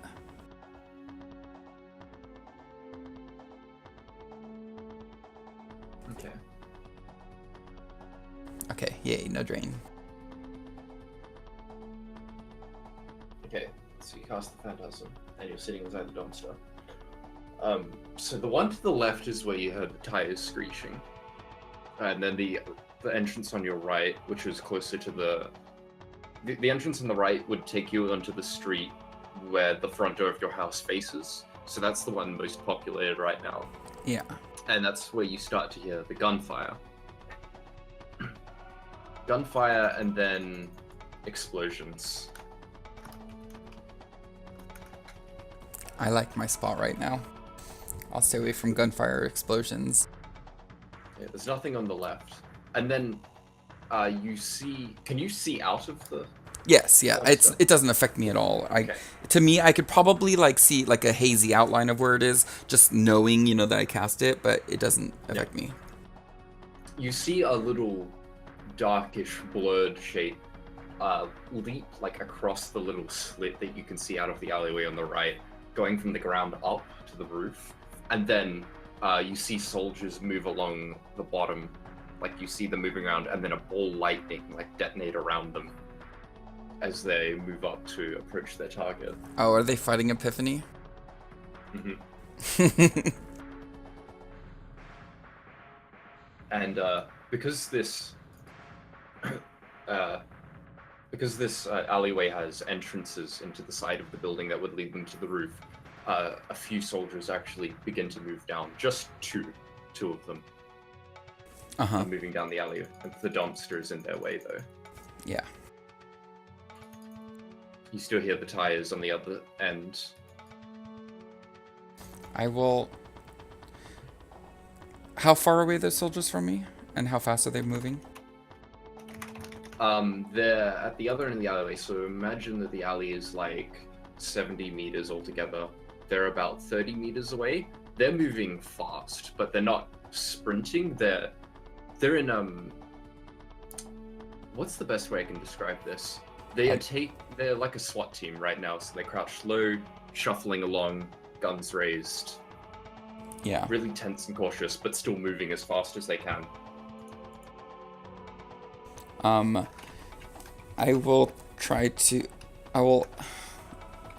I'm still in that dumpster area, I'll astrally project out to see what's, like, you know, up to see what's going on for a second, then I'll come back into my body. Yeah, I'm gonna need another perception. Because, chameleon and masking is a thing. Mostly chameleon.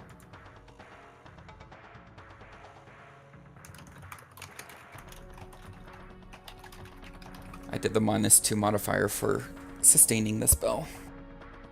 Yep. Okay. So the perception. Again, Astral Chameleon would just make it harder to see, but not absolutely impossible to see, right? Wait, what? My Astral astral signature. signature blends into the background of astral space and is difficult to detect. All of my signatures from spells last half as long as the other astral signatures.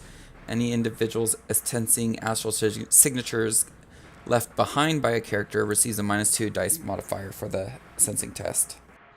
Okay. Well, you're going to see on the roof there is an aura moving around, running and impossibly leaping from this rooftop to the next, but then they don't move from that one. And there are soldiers closing in around the bottom. Okay. You hear rotor blades in the air, and the wheels are still moving on the left. The other two soldiers are fast approaching the dumpster right now. Is there any me moving?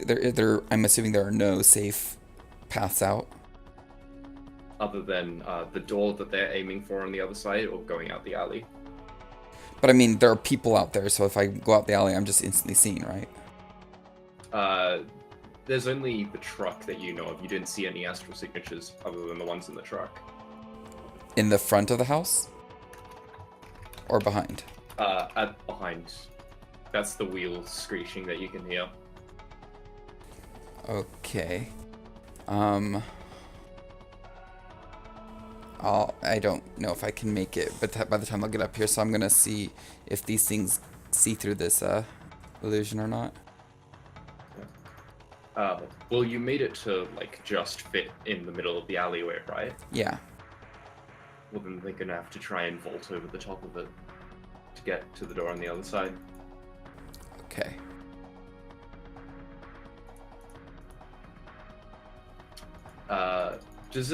Would they just fall right through when they try to do that then? My imagining of it, since it's a multi-sense, like, since it's an illusion, your mind would probably, even if you don't actually climb up, like, if they do the motion, in their mind, they would have climbed up, and as they run, they really just run forward on the ground. And then when they, like, drop down, they'll make, like, the motion and they'll kind of jump, and in their mind, they'll think they drop down, but they really just kind of, like, lean down to the ground and, like, and kind of did, like, a little frog leap up. You know what I mean? Yeah. Because it obviously... I'm worried about... Yeah, I know, like, the multi-sense thing, but I'm also worried about saying that because, like, what is the limit of that then? Because you can get to the point where they could have... Like, you make an illusionary bridge and they fall through the bridge, but their mind says they're still running along the bridge. Like, where does it stop? Oh, yeah. If they, like, fall to their death and their mind says, I'm still running across the bridge. I think it would be, like, for multi-sense, for the touch thing, it would be, like, a casual touch, like a caress. But if they barrel into it and try to leap over it with all their force, they're gonna fall right through it. Well, then I guess she would have known that in the first season, like, because I was thinking you would have known that. So I would have run the other way in the first place and not, like, as soon as I saw them coming up, I would have That's fair. looked and then just turned and run.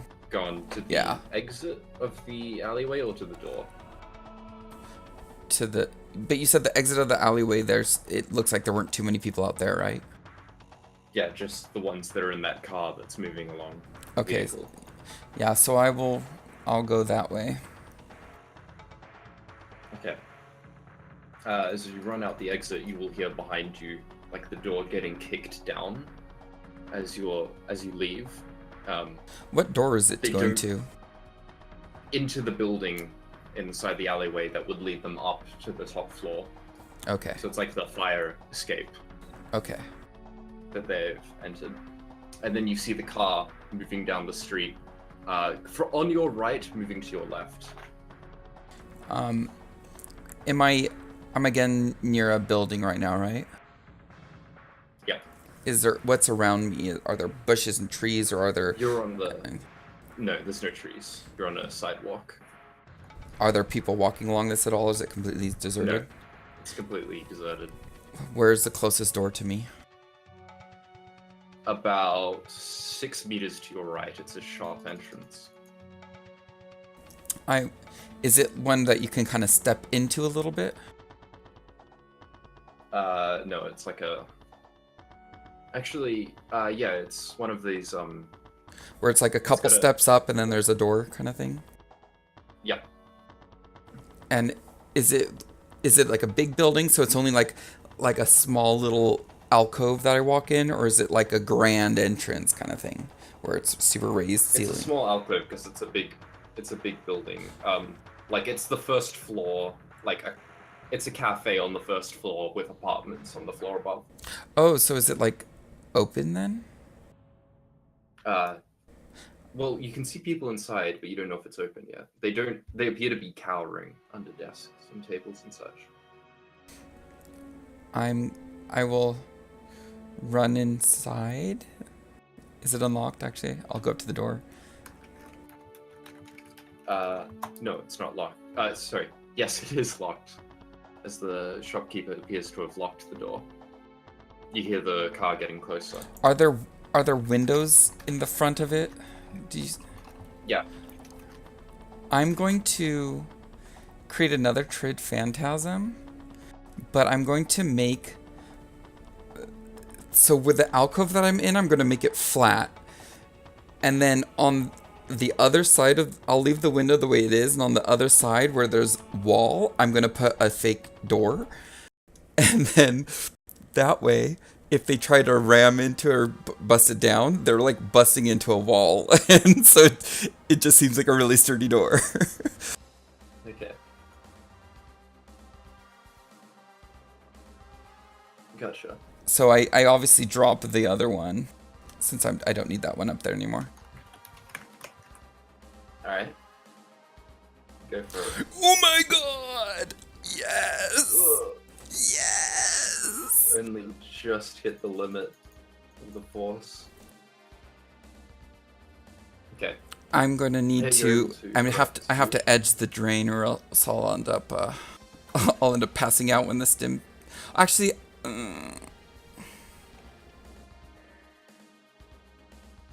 nah. I'll leave it, and we'll just see what happens. Cause I have like an hour, right, until the thing runs off. So. Yeah. All right. So I just stay in that alcove. I'm hiding. Yeah. You get a taunt from Epiphany. So even though she's now separated from you, you hear her voice come across, saying, "What do you think you're doing? Hiding?" Can I see her anywhere from where I am? No, you can't. I will astrally project high up though, so I'm not like right in general view, and see if I can see what's going on. You can see that she's no longer on the roof, but you can't see her anywhere in the area around either. Where do all the people seem to be moving about? Towards the building still. Not the one I'm in, a different one. It is technically the one you're in, because it's like the same complex. Oh, but just different Because entrances. she was on the roof of it. Yeah, different entrances. Okay. They are surrounding the front of it though, as the car is pulled up and people have gotten out of the truck. Like, it's emptied. There's only one person in it right now, as everyone else surrounds the building, or moves into the building. But through the alleyway or something like that? Yeah, alleyway, other entrances, fire entrance, like the cafe entrances. Useless to them. Also, people are hiding in there. Like, they can see the customers through the window. Okay. Or they can't through the illusion. No, I left the window as it was. Okay. So. Yeah. You could if you can see out then yeah, you can see the truck as it pulls up and all the civil protection officers, for lack of a better term. They're more like soldiers, empty out and fan out, leaving only the driver there.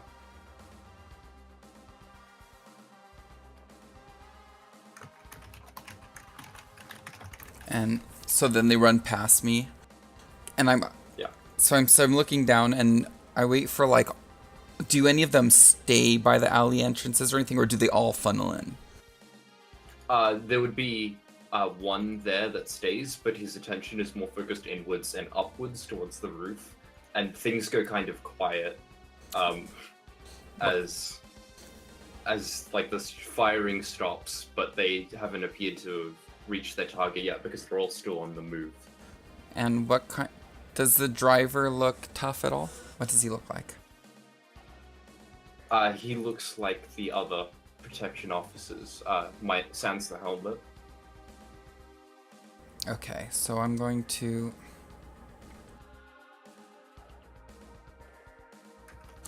I have to go for it. This is probably my only way out. I will go for it, and I will try to... I'm trying to see what the easiest thing would be. I don't want to draw attention to me. You gave me like a silenced weapon, didn't you? I believe so. Was that the AK-98? It was that AK-97. Oh. Or whatever it was. But, damage value 10. But then he would, like... Now, with him not suspecting it, he can't dodge, right? He could only soak. But he probably has, like, insanely good armor. He doesn't have his helmet on if you were to do a cold shot to the head. And what's it called? They do look well armored. But what's a cold shot? End up minusing. It's a -4, and it's where you specifically target a certain part. So you're like, I want you to I aim don't for have that 4 dice. I literally have 3. So I will just risk more drain, and I will do influence on him. Yep. So I can basically to like get out and give me the keys kind of thing. Okay. So he just kind of gets out and just hands me the keys and stands there like a dumb. Roll it then. And as I start running out to cast it, I will drop the illusion so I don't have the minus modifier. Okay.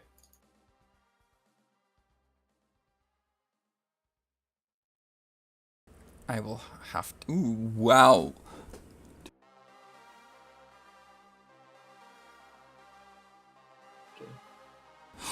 That was almost a glitch. One more and it would have been on my drain resist. That's hilarious. I'm gonna edge that drain though because I can't take that much. Yeah. What do they roll to resist again? Okay, so no drain. It's logic willpower.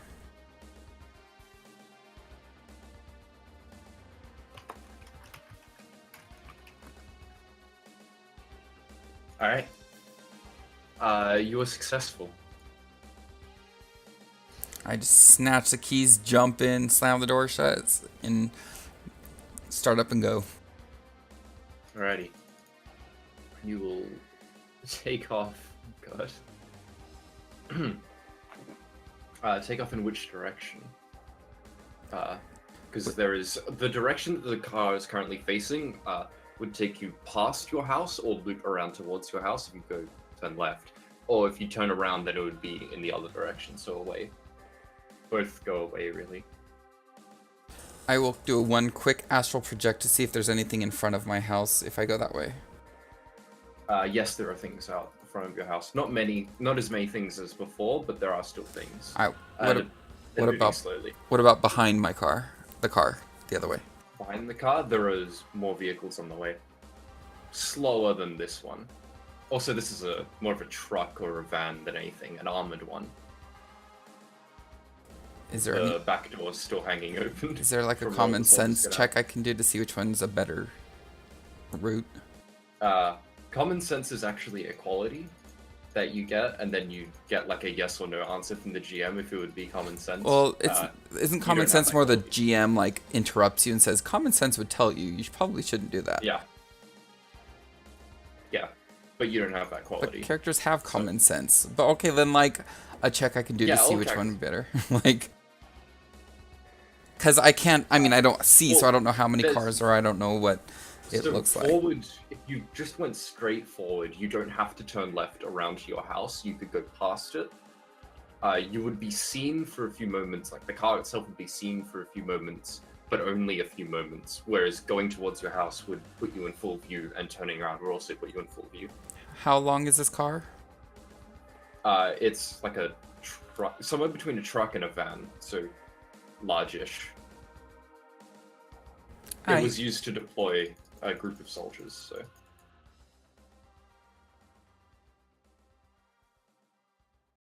I will put an illusion over it to make it look like a different van, and I will put my way along. Alright, could you give me a pilot groundcraft test?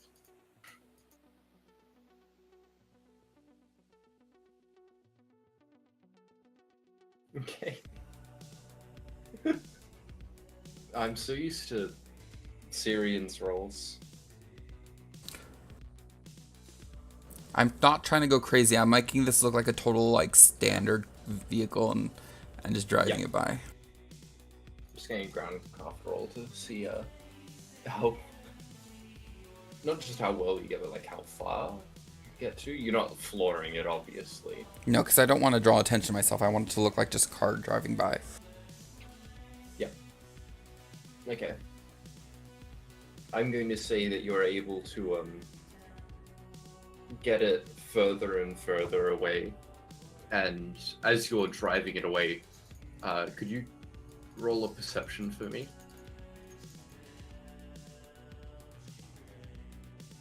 Yeah. You're not sure like when it happens, but so you're physically seeing again, so it's Yeah. I haven't been able to do that in a while, and it's a refreshing thing. But because you I don't cry have a like, little the bit. constant, you cry a little. Like a tear up a little bit. Because you don't have the constant astral perception, you miss a thing happening. But the seat across from you, so the passenger seat, eventually becomes occupied by something. Is it Epiphany? No, it's not a person. It's the Okay. little bent bar cube thing, the MC Escher puzzle. What the hell? Can I... Let me see what I have. I will take my endoscope and I will pick it up with that and I'll fling it out the window. Endoscope? Yeah, I'm trying to think of like what I have that is like long and thin that I can use to pick it up and not touch it. So that's what I have. It's an endoscope. I'm gonna Google this now. Oh, okay. It's like a fiber optic cable kind of thing. And it allows you to look, it allows me to look around corners. So under door stills and things like that. So I just kind of like throw it out. And I could actually use it to cast around corners as well. I get a -3 dice pull, but I can do that. Okay. Go to about here and put it in your handouts. Wait, what? The little puzzle. Wait, you're putting it in, oh, in the handout. Yeah. I don't So I know. never have to drag the image again. I don't know if it's good or bad. I just, just throw it out. If I don't know, at the very worst, it's like, I mean, at the worst I'm throwing away a good item. At the best I'm throwing away a bad item. And if I don't know if it's good, it's not like I'm gonna miss it. So it's just out the window. Yeah. Fair enough, fair enough. Okay. And it's at this stage of driving away that you would leave the little jamming zone and you pick up on all the things that you missed. So at one point, LW was asking the group if anyone has ever heard the name Chax Muyazun.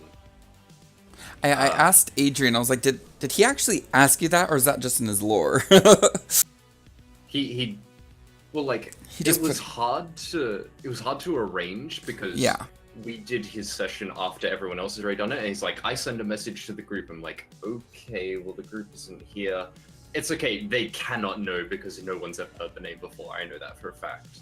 So yeah, so he asks everyone that name. Lies. That's my pops best up, friend. please. And Let me add it to my backstory real quick. no one's ever heard Jax Museum.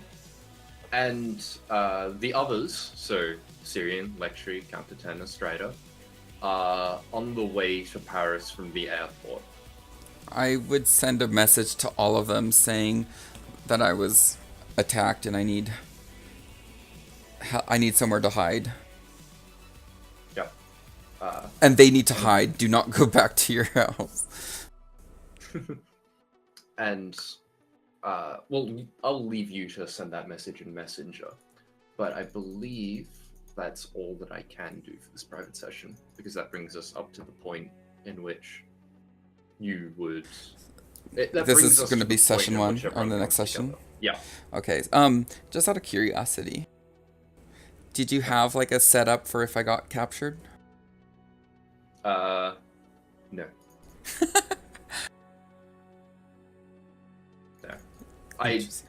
The capture plot was less obvious than it was for the Irene's manor.